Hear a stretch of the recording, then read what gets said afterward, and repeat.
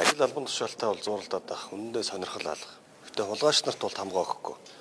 Тэгээд даваа талаа найздаа бас хэлье. Миний найз ажиллаа өгч шалгуулна гэдэг үгээ над Нямбатартай л хэл.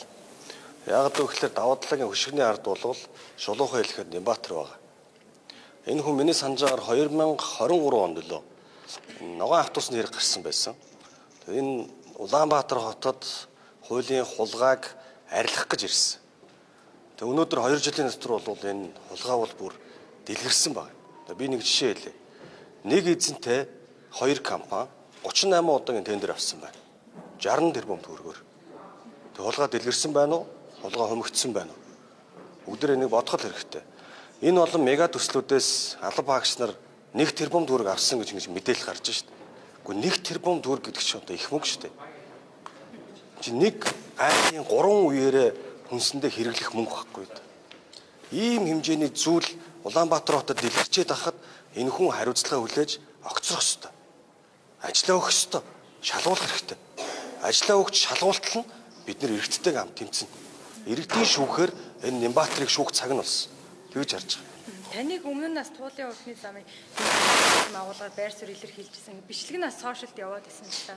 Энд дээр ямар байр суурьтай байна? Та бас уралжигдэр мэдээлэл ихтэй бол би туулын урдны зам эсрэг байсан гэдгийг зүйлийг хэлсэн шүү дээ. Мега төслийг бол би дэмжсээрч ирсэн. Одоо ч дэмжиж байгаа. Би энэ дээр та бүхэнд яг 3 зүйлийг хэлье. Нэгдүгürt мега хулгайг дэмжихгүй.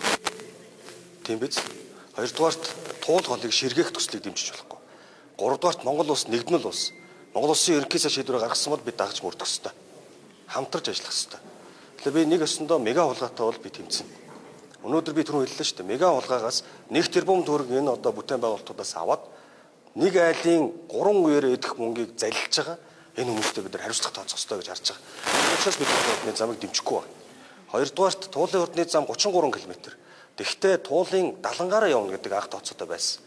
Тэгтэл 33 км-ийн 11 км нь туул гол дагуу явахаар болсон. Туул гол хөндлөн огтлоор гарч болдог болохоос туул гол дагуу явах юм бол дэлхийд байгаа туул голын үндсэн бүтэц алдагдаж эргээд ус ширгэх аюултай гэдгийг эрдэмтэд, судлаачид, байгаль орчны одоо хүмүүс бүгд хэлж шít. Тийм учраас энийг судлаж нэг талд нь гаргах хэрэгтэй.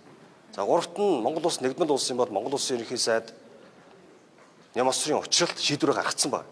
Энэ хулгайг нэг талд нь гаргаж эцсийн цэг хүртэл нь зоотол бид нар энэ мега хулгай биш болтол нь үргэлжлүүлсэний дараа энэ төслийг зогсооно гэж хэлсэн. Тэгвэл нийслэлийн иргэдийн төлөөлөгчдийн хурал энэ төслийг үргэлжлүүлнэ гэж хэлж болохгүй. Ард түмнийхээ эсрэг энэ Нямбатар жигсч болдгийм байгааз. Нийслэлийн иргэдийн урд бол ард түмнийхээ эсрэг дуу хоолойгоо өргөж болохгүй. Энэ бүх хэрэгэлзээг нэг талд нь гаргасныхаа дараа энэ төслийг үргэлжлүүлэх үгүйгээ бид шийдэлсэн. Тэгэж хэлж байгаа. Сүүлээс эхлээ хотын дараа Нямбатар болон сайд Балтамгалан хоёрын хооронд бол улс төрийн зөрчилдөөн үүсэж эхэлсэн шүү дээ. Таныг бол улс төрийн өрөнд бол Балтамгалан сайдын хүн гэж ер нь ярьдаг. Ер нь энэ хоёр хүний маргаан дунд ер нь таа норч гэж байна шүү дээ. Гэхдээ яг шолоохон хэлчихв бэ. Залуу улсууд Монголын ирээдүйн төлөө явж байгаа. Монгол улс юун дээр оршин тогтно гэж эв нэгдэл дээр оршин тогтно. Би нэг жишээ хэлэхэд 1965 онд Сингапуроос хөгжлийн гол их үүсвэр нь ерөөсөө юу байсан бэ гэхээр ерөөсөө л энэ эв нэгдэл эх оронч үзэл байсан байхгүй. Тэг би энэ зарчмын хүрээнд өнөөдөр нийслэлийн иргэдийн төлөөлөгчдийн хурлыг авч явж байгаа. Харин Нямбатар бол далуу бодлоо. Би шууд шулуухан хэлье. Бүгдийг өөрөө үнэн мэтээр ярьж бусдад ойлгуулдаг. Жишээлбэл одоо би яг шулуухан хэлэхэд энэ манай их баяр гэдэг одоо төлөөлөгч байна. Гэр бүлээр нь сая хэд хоног харууллаа шүү дээ. Тэг энийг намайг хийж байгаа мэтээр нийгэмд ойлгуулж энэ иргэдийг энэ төлөөлөгчдийн хооронд нь хагалж байгаа юм үйлдэл гаргаж байгаа шүү дээ. Энэ хүн бол далуу бодлож. Өнөөдөр Монгол улсыг хөгжүүлнэ гэсэн хаана вэ? Улаанбаатар хотын хулгайг арилгана гэсэн хаана вэ? Өөрөө энэ мега төслийг хэрэгжүүлээд мега хулгай болохгүй гэсэн хаана вэ?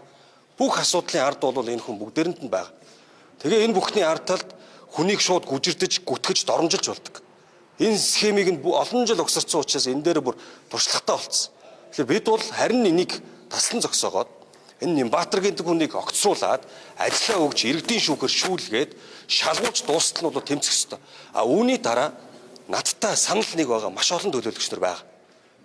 Энэ хүний одоо юу гэдгийг занал хийлэл дунд овог нэрээр нь дуудаж энэ танхимд оруулж ирж байгаад гарын өргүүлж байгааг та бүхэн харж байгаа. Энэ хүний үг үйлдэлийг хууль бус гэдгийг илэрхийлсний төлөө тэр төлөөлөгчийг хэрхэн яаж загнаж зандарч байгааг харж байгаа. Тэр энэтэй тэмцсэний дараа монголчууд эв нэгдэлтэй бол. Эв нэгдэлтэй болж иж бид нар манай улсаараа хөгжнө гэж би удаа харж байгаа. Ингээд байгаа тэр даваа гарагийн хууль шүү дээ. Тэрийг бол тэр тавал хууль гэж үзээд байгаа шүү дээ. Энэ талаараа яг хуулийн тийм байгууллага тэр хандсан уу? Тэгээд тэр 29 төлөөлөгчийг та занлахил дүрцсэн гэж яриад байгаа зүг болж байна. 29 дэмжсэн шүү дээ. Би яг шулуухан хэлчих. Манай нийслэлийн иргэдийн төлөөлөгчдийн хурал дотор маш олон сайн залуучууд байгаа. Бид энэ нийгмийг сайн сайхан болгохын төлөө явж байгаа.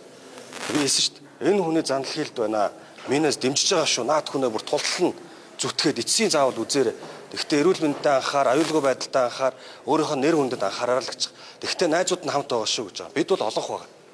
Би эргээд хэлээ. Энэ хүн энэ төрөөс зайлсны дараа манай энэ нэтхийн төлөөлөгч нар асуудалд мэтгэлцээний зарчмаар зөв хандж чадна.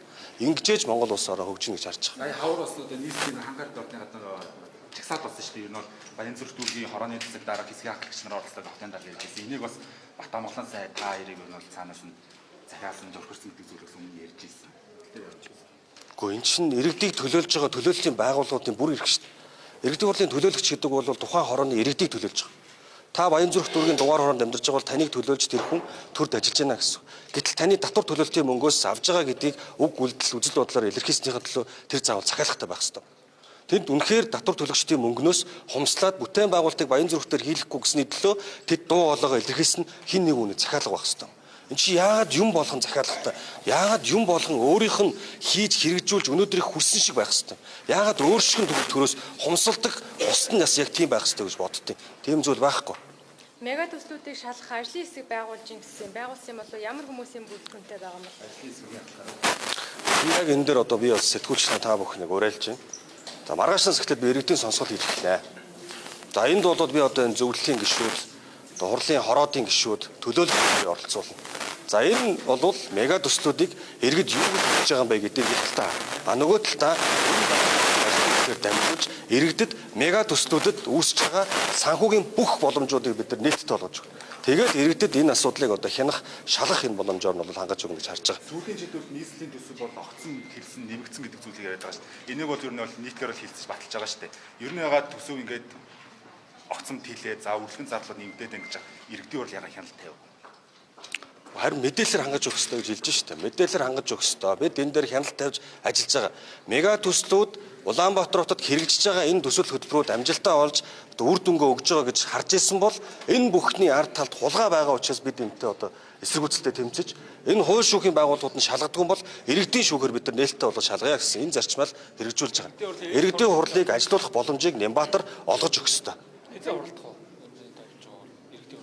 Иргэдийн хурлын тамгч нь бол танд өөрчлөлт одоо байгаа. Тэгэхээр өчтөр бол аваад орлогч таныг бас ажиллаа өгвөл хамт шалгуулъя гэсэн зүйл ярьсан.